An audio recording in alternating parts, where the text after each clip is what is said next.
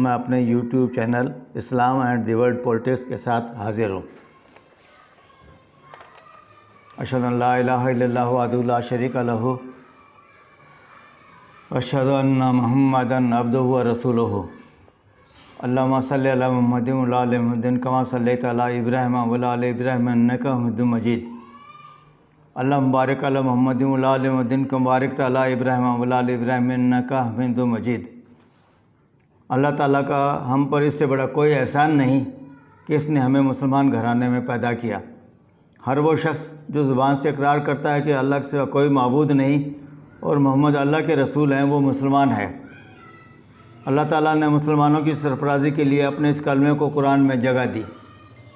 اللہ تعالیٰ نے قرآن شریف کی سورۃ محمد کی آیت نمبر 19 میں فرمایا کہ اللہ کے سوا کوئی معبود نہیں، اور سورۃ فتح کی آیت نمبر 29 میں فرمایا کہ محمد اللہ کے رسول ہیں۔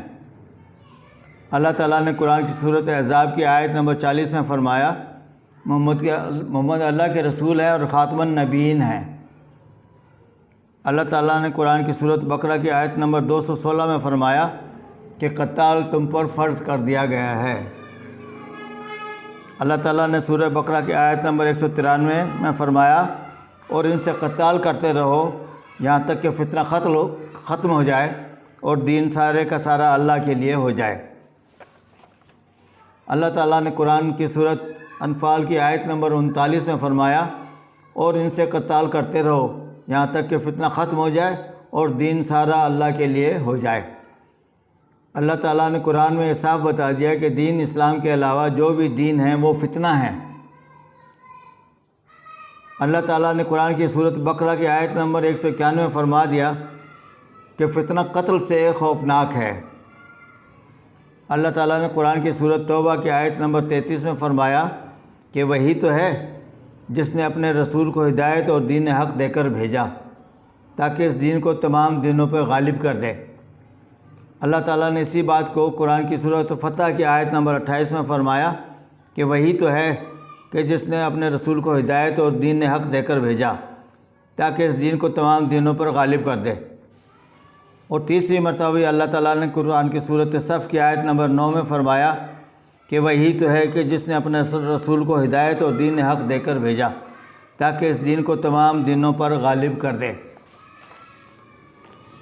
اللہ تعالیٰ نے سورہ انفال کی آیت نمبر 65 میں اپنے نبی کو حکم دیا، اے نبی ایمان والوں کو قتال پر ابھاریے۔ اللہ تعالیٰ نے قرآن کی سورۃ توبہ کی آیت نمبر 73 میں فرمایا، اے نبی کافروں اور منافقوں سے جہاد کرو۔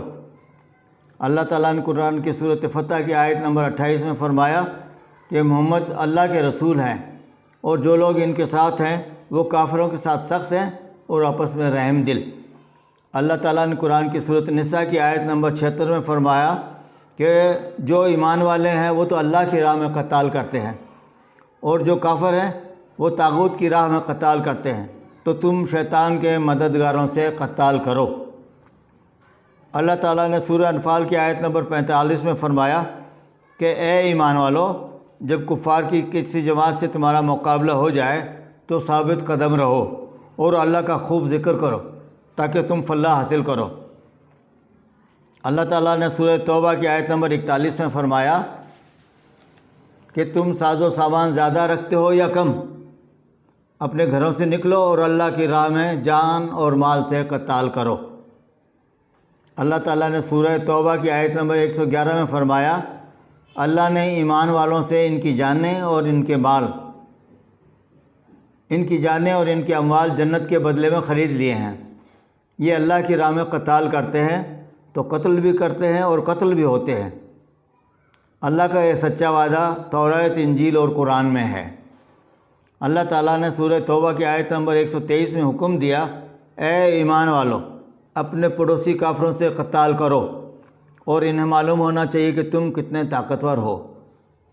اللہ تعالیٰ نے سورہ نساء کی آیت نمبر 74 میں فرمایا، اللہ کی راہ میں قتال کرے وہ لوگ جو دنیا کی زندگانی کو آخرت کے بدلے میں بیچنا چاہتے ہیں، اور جو قتال کرے اللہ کی راہ میں وہ قتل ہو جائے یا غلبہ پائے، اللہ اس کو اجر عظیم عطا کریں گے۔